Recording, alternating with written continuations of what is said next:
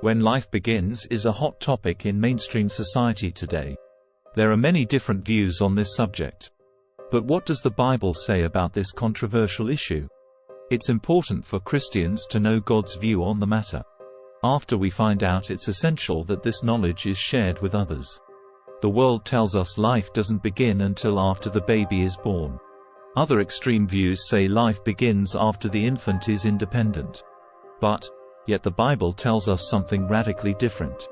The Bible tells us life begins at conception, when a baby is conceived. At conception, the baby is a real person. The U.S. Supreme Court recently overturned the Roe v. Wade decision. Roe v. Wade decision established a constitutional right to an abortion. The ruling struck down laws in many states that had barred abortion. The landmark decision caused an ongoing debate in the United States. The abortion debate asked the following questions. What extent should abortion be legal, and who should decide its legality? After the reversal of Roe v. Wade, many pro-abortionists were concerned. They believe that life does not begin at conception. They're convinced that the unborn baby isn't a real person. Sadly, many pro-choice believers have no problem with abortion. Abortion is easy for some women because they don't want kids. For some women, they were forced or they can't afford another baby. No matter your reason, the child growing inside you is a living person. A living human being created by God Himself. The life of an unborn baby growing inside the womb is priceless. The child still in the womb is made in God's image. Therefore, every person is sacred to Him. Therefore, aborting a baby is killing a person made in God's image. In the Ten Commandments, Exodus chapter 20 verse 13, "Thou shalt not kill, murder." In the Bible, to kill someone isn't the same as murdering them. Murder is the intentional and unlawful taking of a life, whereas killing is, generally, the taking of a life without intent. At the time of conception, each of us became alive. We all were helpless children in the womb of our mother. To argue that an unborn baby is not alive is filled with errors. This type of viewpoint is not biblical or correct. When a baby is conceived, their life begins and will continue until they die. A baby in the womb is breathing, has a mind, organs, and a beating heart. Let's discuss the beginning of life. The Bible says that life begins at conception. Psalm chapter 139 verse 13-16. You created every part of me. You put me together in my mother's womb. I praise you because you are to be feared. All you do is strange and wonderful. I know it with all my heart. When my bones were being formed, carefully put together in my mother's womb, when I was growing there in secret, you knew that I was there. You saw me before I was born. The days allotted to me had all been recorded in your book, before any of them ever began. Let's look deeper into Psalm chapter 139 verse 13-16. 13 You created every part of me. You put me together in my mother's womb. This simple assumption is one of the foundations of the Bible. That God, the author of life, creates each and every human being. Psalm chapter 100 verse 3. Know that the Lord is God. It's He who made us, and we are His. We are His people, the sheep of His pasture. God is our creator. We didn't create ourselves. The Bible also assumes that life begins in the womb. This is what God declared to the prophet Jeremiah. Jeremiah chapter 1 verse 5. Before I formed you in the womb I knew you. Before you were born I sanctified you. I ordained you a prophet to the nations. Remember, God has a purpose for each Christian. Before Jeremiah was born, he had already been chosen as a prophet.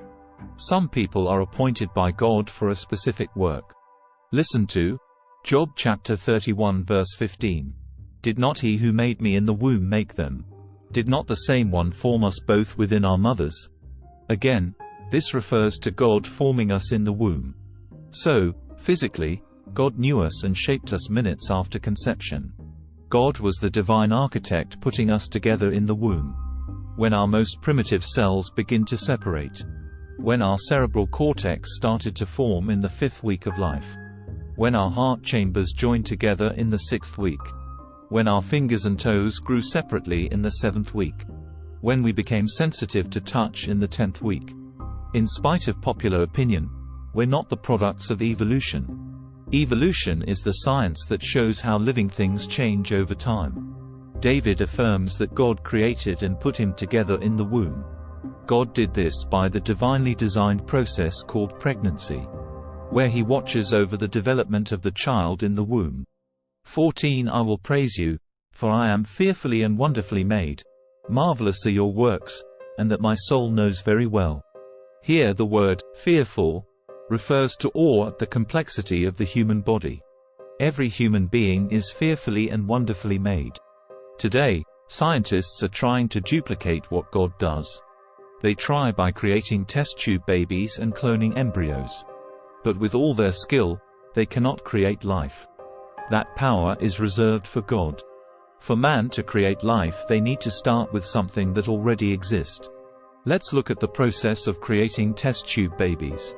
The woman is given fertility drugs to boost her egg production. She receives a hormone, HCG, injection for retrieval of her eggs. Her partner will be asked to give a sperm sample. The eggs and sperm are combined to allow fertilization. The fertilized egg is cultured and allowed to divide it inside a test tube. The eggs are returned to the mother's uterus for a pregnancy. Remember, to create life, humanity needs something that already exists. But God can create something out of nothing. John chapter 1 verse 1-4. In the beginning was the Word, and the Word was with God, and the Word was God. He was with God in the beginning. Through him all things were made. Without him nothing was made that has been made. In him was life, and that life was the light of all mankind. Recall in Genesis chapter 1 that God created the universe with just a spoken word. God said, "Let there be," and out of nothing it then existed. 15 When my bones were being formed, carefully put together in my mother's womb, when I was growing there in secret, you knew that I was there. We are a work of art that God put together by hand. Regardless of the circumstances surrounding our conception, remember that our conception and existence is on purpose. We are not a mistake, for God makes no mistakes. We are created in the image of God with purpose and meaning. David was not a secret to God even in his mother's womb. God didn't just see an embryo or fetus in the womb. He saw David. Divinely given human life exists from the moment of conception. This truth is why abortion is so horribly wrong. 16 You saw me before I was born. The days allotted to me had all been recorded in your book, before any of them ever began. Before the body was formed, David says he was a person. He was a person when he was being formed in the womb. Your identity is declared at the very moment of conception. This issue is very important because of the question of abortion. God not only made David but also ordained the seasons of his life. All his days were written and numbered in God's book. His days were written and planned before his birth. His allotted time on earth are like book pages turning in real time. God knows all of your days from beginning to end. Your existence is no accident to God. You are part of a divine plan. Abortion is murder unless it is performed to save the mother's life. Abortion of an unborn child to cover up sin or responsibility is murder. Abortion in these cases only increases the cruelty of the crime. The Bible has the answer to all the problems of life. It may not give us the most popular answer or what we want to hear. NG. Subscribe to our channel to receive more great biblical content.